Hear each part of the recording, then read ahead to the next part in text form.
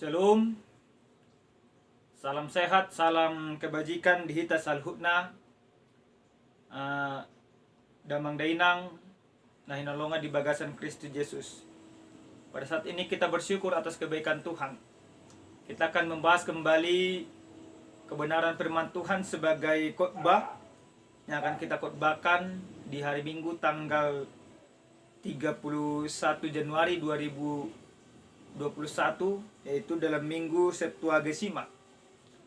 Firman Tuhan yang menjadi bahan khotbah di sana terambil dalam kitab Injil Lukas pasal 4 ayat 31 sampai dengan ayat 37.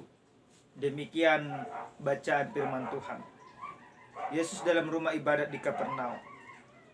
Kemudian Yesus pergi ke Kapernaum, sebuah kota di Galilea, lalu mengajar di situ pada hari Sabat. Mereka takjub mendengar perkataannya, sebab perkataannya penuh kuasa. Di dalam rumah ibadat itu ada seorang yang kerasukan setan, dan ia berteriak dengan suara keras, "Hai engkau Yesus orang Nazaret, apa urusanmu dengan kami? Engkau datang hendak membinasakan kami? Aku tahu siapa engkau, yang kudus dari Allah." Tetapi Yesus menghardiknya, katanya, "Diam, keluarlah daripadanya." Dan setan itu pun mengempaskan orang itu ke tengah-tengah orang banyak, lalu keluar daripadanya, dan sama sekali tidak menyakitinya. Dan semua orang takjub, lalu berkata seorang kepada yang lain, katanya, "Alangkah hebatnya perkataan ini, sebab dengan penuh wibawa dan kuasa ia memberi perintah kepada roh-roh jahat, dan mereka pun keluar." Dan tersebarlah berita tentang dia kemana-mana di daerah itu. Iya, sampai di sana bacaan firman Tuhan yang akan kita bahas pada saat ini. Bapak Ibu, dimanapun kita berada pada saat ini, kami percaya bahwa kita yang sudah menerima Yesus sebagai Tuhan dan Juru Selamat tentu percaya akan kuasa perkataan yang Yesus sampaikan. Dalam kebenaran firman Tuhan yang kita bahas dan yang menjadi bahan khotbah kita, yaitu menceritakan bagaimana Yesus mengajar di Kapernaum. Sebelum kita membahas ayat ini, kita boleh melihat, yaitu dalam ayat 16 sampai dengan ayat 30. Dalam ayat sebelum ayat ini, di sana dijelaskan bagaimana ketika Yesus mengajar di sebuah kota kelahirannya, yaitu kota Nazaret, dia tidak bisa diterima di sana. Bahkan pengajaran yang Yesus sampaikan di sana, yaitu tidak membuahkan hasil. Kenapa demikian? Karena orang-orang Nazaret pada hakikatnya mengenal siapa dia itu. Mereka tahu bahwa dia itu adalah Yesus, anaknya Yusuf dan Maria. Dan dia merupakan dari golongan biasa-biasa. Bukan dari golongan pejabat, bukan juga dari golongan seorang imam, atau tidak dari golongan yang pantas atau terpandang. Sebab Yesus pada hakikatnya yaitu anak dari Yusuf, seorang tukang kayu yang tidak mendapatkan hitungan di sana. Karena mereka mengenali Yesus, jadi mereka tidak percaya akan pengajaran yang Yesus sampaikan. Mereka tidak percaya bahwa Yesus itu adalah anak Allah. Mereka tidak percaya bahwa apa yang dinubuatkan dalam kitab-kitab sebelumnya, yaitu kitab para nabi, termasuk kitab Yesaya yang dibaca Yesus, yaitu dalam Yesaya 61 ayat 1 sampai 2. Mereka tidak percaya bahwa Yesus bisa menggenapi semuanya itu, bahwa di dalam Yesus itu digenapi. Nah, dari sana Yesus diusir. Yesus akhirnya meninggalkan kota Nazaret, kota kelahirannya, dan melanjutkan perjalanan ke sebuah kota di daerah Galilea, yaitu yang bernama Kapernaum. Di Kapernaum sebenarnya kehidupan orang-orang lebih majemuk dari beberapa golongan, dari beberapa suku. Kalau kita melihat dalam ayat yang ke-31 ini, jelas dikatakan di sana bahwa Yesus mengajar di situ pada hari-hari Sabat. Artinya ada sekian lama, tidak hanya sekali. Yesus mengajar di Kapernaum tidak hanya sekali. Kenapa bisa Yesus sampai lama mengajar di sana? Ini membuktikan bahwa orang-orang Kapernaum menerima segala pengajaran yang Yesus sampaikan. Ini membuktikan bahwa penerimaan yang dilakukan oleh orang-orang Kapernaum sampai kepada mengubah pola pikir mereka. Di dalam ayat 32 dikatakan mereka takjub mendengarkan pengajarannya sebab perkataannya penuh kuasa. Perkataan Yesus, kalau soal mengajar, pada saat itu sudah banyak guru-guru yang datang ke Kapernaum yang memberikan pengajaran, yang memberitakan soal Taurat Musa, yang memberitakan soal kitab-kitab para nabi. Tetapi pengajaran yang Yesus bawakan jauh lebih dalam. Atau pengajaran yang Yesus sampaikan sangat-sangat berbeda. Perbedaannya di mana? Karena Yesus mengajar penuh dengan kuasa. Kalau orang Farisi, orang-orang Saduki, dan orang-orang yang datang ke Kapernaum sebelum Yesus, mereka mengajar mengandalkan pengetahuan. Dan tujuan mereka mengajar, yaitu orang-orang Farisi, untuk mendapatkan kehormatan bagi dirinya. Makanya cenderung mereka membuat pengajaran, yaitu seakan-akan mereka yang lebih hebat, dan orang yang diajar lebih bodoh. Tetapi pengajaran Yesus tidak. Yesus justru memanusiakan manusia. Pengajarannya penuh dengan kuasa, pengajarannya penuh dengan kelemah lembutan, dan lain sebagainya. Tetapi hal yang menarik yang boleh kita melihat dalam kebenaran firman Tuhan ini, dalam bahan khotbah ini, dikatakan di dalam rumah ibadat itu ada seorang yang kerasukan setan. Dan ia berteriak dengan suara keras. Ia marah.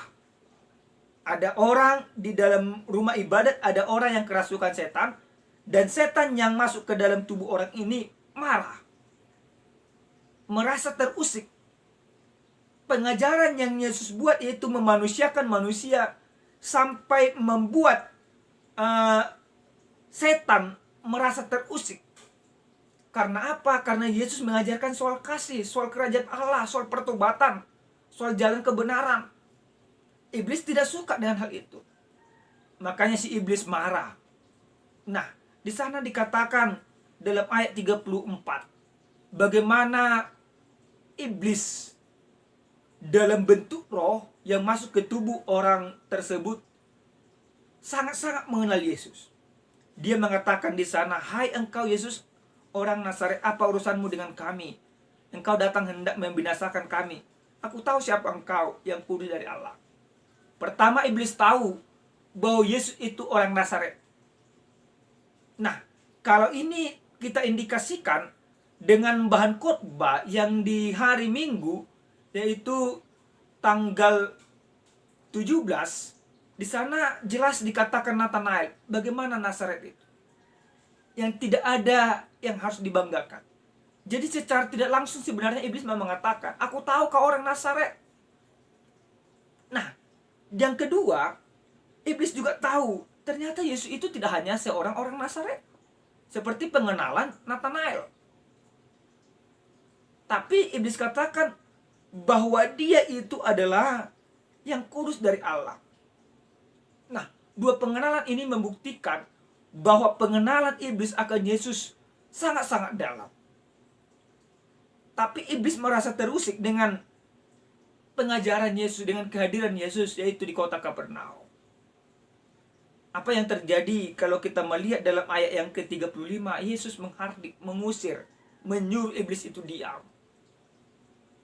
Nah, sebenarnya kalau soal pengusiran iblis di kota Kapernaum sudah soal biasa. Ada beberapa ahli-ahli nujum yang bisa mengusir iblis, seperti yang terjadi dalam kitab Keluaran. Ketika Musa membuat sebuah tulah, maka dengan kekuasaan atau dengan ahli-ahli nujum dari seorang Firaun bisa juga membuat seperti yang Musa lakukan. Di Kapernaum juga sebenarnya demikian. Tapi apa perbedaan yang Yesus lakukan? Perbedaan yang Yesus lakukan ialah dia mengusirnya dengan kuasa, bukan dengan ilmu, bukan dengan sihir, dengan kuasa. Karena kuasa yang dimiliki Yesus jauh lebih besar dari kuasa yang dimiliki iblis. Makanya Yesus mampu mengusirnya. Yesus katakan, diam, keluarlah daripadanya. Dan setan itu pun keluar. Iblis yang harusnya mempermalukan Yesus dengan mengatakan Yesus orang Nazaret, ternyata justru dia yang dipermalukan oleh Yesus. Ternyata justru dia yang diusir oleh Yesus. Ketika iblis itu keluar dari orang yang kerasukan setan itu, maka pada saat itu orang semakin takjub. Yang pertama, mereka sudah takjub akan pengajaran Yesus. Yang kedua, mereka semakin takjub karena Yesus mampu mengusir iblis. Karena Yesus punya kuasa yang begitu besar. Baru yang bagian yang terakhir dikatakan di sana, dan tersebarlah berita tentang dia kemana-mana di daerah itu. Tentang apa? Tentang kuasa yang ditunjukkan oleh Yesus, tentang pengajaran yang ditunjukkan oleh Yesus, baru tentang bahwa Yesus itu adalah seorang manusia secara sempurna dan seorang Allah secara sempurna. Mereka sebarkan berita kemana-mana mengatakan bahwa Yesus yang dari Nazaret itu adalah benar Mesias, anak Allah. Bapak Ibu yang Tuhan kasihi dalam Kristus Yesus, tema yang sampai kepada kita dalam minggu Septuagesima, yaitu 70 hari lagi sebelum kenaikan Yesus, dikatakan di sana perkataan Yesus yang penuh dengan kuasa. Nah, perkataan Yesus yang penuh dengan kuasa, di mana itu terletak perkataan Yesus yang penuh dengan kuasa? Pertama, dalam hal pengajaran. Dalam seluruh pengajaran yang Yesus sampaikan, semuanya penuh dengan kuasa. Kuasa yang daripada Allah. Yaitu bagaimana orang diajak sadar akan kesalahan dan keberdosaannya. Di mana orang diajak sadar bahwa kerajaan Allah itu akan nyata di dalam Yesus Kristus. Di mana orang diajak sadar bahwa keselamatan itu hanya ada di dalam Yesus. Di mana orang diajak sadar bahwa anugerah yang Yesus akan bawakan merupakan cara Allah untuk menyelamatkan manusia. Dalam perkataan yang keluar dari mulut Yesus, semuanya punya kuasa. Kuasanya di mana yang kedua? Yang boleh kita melihat dalam ayat yang ke-35. Yesus berkuasa atas roh jahat. Yesus berkuasa atas iblis. Yesus mampu mengusir iblis itu sampai keluar. Ini sangat menarik yang harus kita renungkan. Lalu apa yang harus kita khotbahkan dari kebenaran firman Tuhan ini? Bapak Ibu, banyak dari antara kita memang mengkhotbahkan supaya kita benar-benar mengenal Yesus. Cukupkah hanya mengenal Yesus? Tidak. Dalam khotbah ini yang mau Yesus ajarkan, salah satunya ada sekian banyak sebenarnya. Menurut hemat kami, yaitu bagaimana lewat khotbah ini kita mengajar orang supaya mereka mengenal Yesus dan mengimani Yesus. Tidak seperti iblis lagi. Kalau iblis hanya sebatas mengenal, mengetahui, tapi tidak mengimani. Tapi dalam perikop kita ini, Yesus harus diimani. Karena apa? Karena Yesus punya kuasa. Yang berikut yang harus kita khotbahkan, yaitu kita harus mengajar seluruh jemaat Tuhan. Bahkan mengajar kita, khotbah ini mau mengajar kita bagaimana kita percaya akan kuasa Yesus. Banyak orang sekarang ini tidak lagi percaya akan kuasa Yesus. Mereka lebih percaya kepada kuasanya. Mereka lebih percaya kepada kuasa dunia. Lewat kebenaran firman Tuhan ini kita harus khotbahkan bahwa kuasa Yesus melebihi segala kuasa yang ada di dunia. Yang ketiga dan yang terakhir, ini yang harus kita imani dalam kehidupan kita. Karena seluruh perkataan Yesus itu adalah penuh dengan kuasa, maka kita harus mengimani dan menerima Yesus sebagai Tuhan dan Juru Selamat. Dan juga memberitakan. Kita harus takjub akan keselamatan, akan pengorbanan yang sudah Yesus sampaikan, yang sudah Yesus lakukan. Yesus tidak lagi hanya mengajar kita, tetapi Yesus sudah sampai berkorban untuk menyelamatkan kita. Kuasa yang Yesus tunjukkan memang benar kuasa yang daripada Allah, yang mampu mengubah manusia untuk memperoleh kehidupan yang kekal, yang mampu menjadikan manusia sebagaimana manusia seutuhnya. Amin. Shalom. Tuhan Yesus memberkati kita semua.